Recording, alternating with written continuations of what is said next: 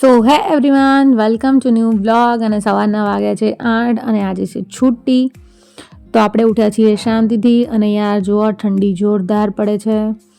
અને સવારમાં બનાવી દીધી છે બિસ્કિટ ભાખરી, ઘીમાં તરબોળ અને સાથે તૈયાર છે મારું ગરમ ગરમ દૂધ. તો અહીંયા બ્રેકફાસ્ટ બનીને રેડી થઈ ગયો છે અને હું હજી જસ્ટ ઉઠી છું અને નાવા ધોવાનું પતાવીને આપણે લાગી ગયા છીએ રસોઈ બનાવવાની તૈયારીમાં. તો આજે બનાવવાનું છે મેથી રીંગણનું શાક. તો મેં આટલી મેથી કરી દીધી છે સાફ, પણ મેથી રીંગણ બનાવવાનું છે તો આનું મોઢું પડી ગયું છે, એને બિલકુલ નથી ભાવતું. અને અહીંયા ચાલુ છે Saurav Joshi vlog as per routine. તો શિવ તો ના ખાધું, એને ખાધી ઓનલી ભાખરી અને અથાણું. અને મેં મારા માટે બનાવી દીધું છે કાઠિયાવાડી સેવ ડુંગળીનું શાક, સાથે છે આથેલા મરચાં મૂળો. તો આજનું છે એકદમ સિમ્પલ અને પ્લેન મેનુ. તો ચાલો બધા જમવા.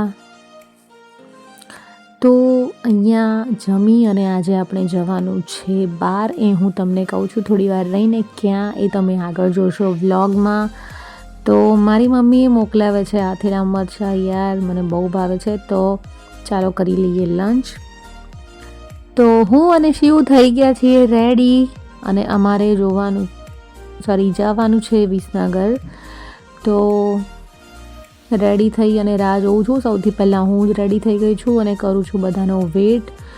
અને રાતે રિટર્નમાં થોડું લેટ થશે તો કરી દીધી છે તૈયારી. તો લઈ લીધા છે સ્વેટર, જેકેટ, શાલ. તો શિવભાઈ જલ્દી કરો. અને રેડી થઈ ગયા અને અમે નીકળી ગયા છીએ વિસનગર જોવા. યસ.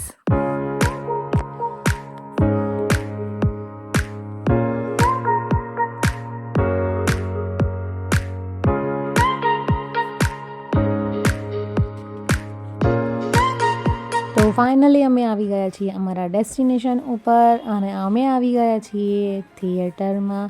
તો આજે જોવાનું છે Pushpa 2, super duper hit movie. અને અહીંયા આપણે લઈ લઈએ છીએ ટિકિટ, જેમાં આપણે આપણી સીટ ચૂઝ કરવાની હોય છે.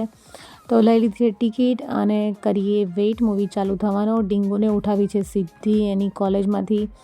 તો એ કંટાળી છે સખત. અને જુઓ અહીંયા આપણા સિવાય બાપુ કોઈ નથી, એટલે કે અમે થોડા વહેલા આવી ગયા છીએ. અને હવે ટાઈમ થઈ ગયો છે સ્ટાર્ટ ધ મૂવી. જુઓ મારા હસબન્ડે કરાવ્યું છે આખું થિયેટર મારા માટે બુક. નાના ભાઈ મજાક કરું છું, એકચ્યુઅલી અમારા સિવાય કોઈ હતું નહીં. અમારા સિવાય વિધિન 1-2 ફેમિલી હતું, બાકી આખું થિયેટર ખાલી હતું. તો અહીંયા મનપસંદ લઈ લીધી છે સીટ. તો સ્થાન ગ્રહણ કરીને હવે વેઇટ કરીએ છીએ મૂવી ચાલુ થવાનું. અને અહીંયા થઈ ગઈ છે મૂવી ચાલુ. તો કોપીરાઇટ ના આવે એટલે આપણે કરી દીધું છે સાઉન્ડ બંધ.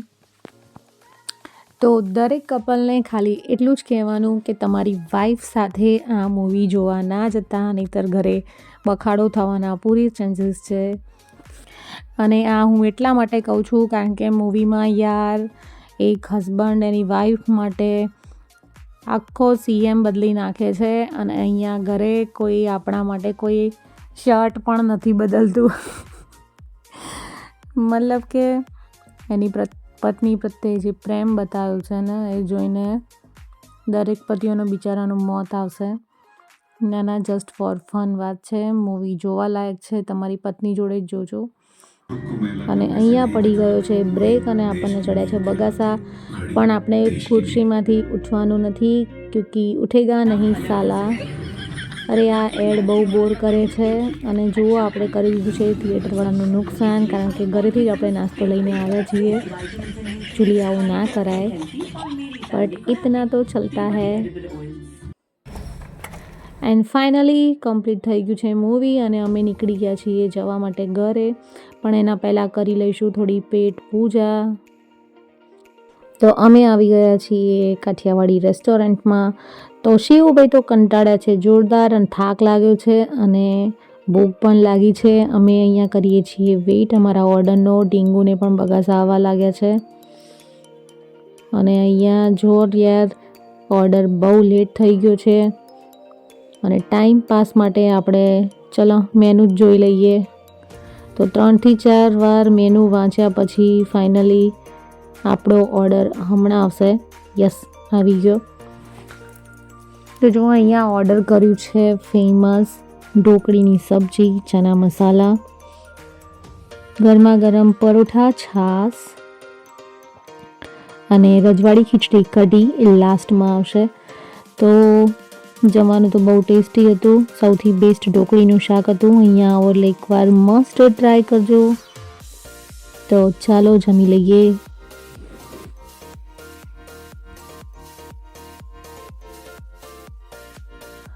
તો ઠંડીમાં આટલું મસ્ત કાઠિયાવાડી ફૂડ લીધા પછી એક આઈસ્ક્રીમ તો બનતા હે. તો અહીંયા મેં લઈ લીધી છે mango dolly, always my favourite. બીજા કોઈએ ના પાડી કારણ કે બધા શરદીના ઘરાક છે. તો કરી દઈએ મેંગો ડોલીની મોજ અને આવી ગયા છીએ બેક ટુ હોમ. તો ફાઇનલી આવી ગયા છીએ અમે ઘરે અને શિવ ખૂબ જ થાકી ગયો હતો, એને ચડી ગઈ છે ઊંઘ. પણ લાસ્ટમાં હું એટલું જ કહીશ કે તમારી વાઈફ જોડે જજો મૂવી જોવા. તમારી વાઈફ પ્રત્યેનો એકદમ અભિગમ ચેન્જ થઈ જશે. દરેક હસબન્ડ વાઈફે જોવા જેવી મૂવી છે. તો મસ્ટ વોચ અને કરી આજના વ્લોગનો અંત. Bye, thanks for watching.